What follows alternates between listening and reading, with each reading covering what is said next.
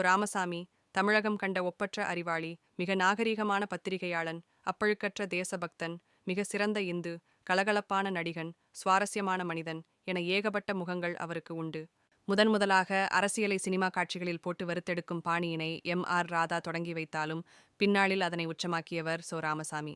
யார் காமராஜரை ஒழித்தார்களோ அவர்களே அஞ்சலியும் செலுத்துகின்றார்கள் என அவர் எழுதிய வரிகள் சாகா வரம் பெற்றவை. சோவினால் உருவாக்கப்பட்டவர்தான் மறைந்த ஜெயலலிதா. இந்திரா ஜெயலலிதாவினை கொண்டாட முதல் காரணமாக இருந்தது எழுதி கொடுத்த எழுத்துக்கள்.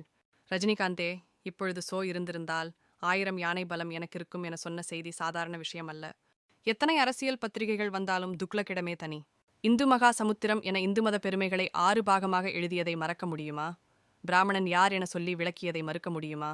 அரைக்காசு ஊழல் செய்தான் என்றோ, தரம் குறைத்து எழுதினான் என்றோ, யாருடனும் ஒரு கிசுகிசு என்றோ கூற முடியாது.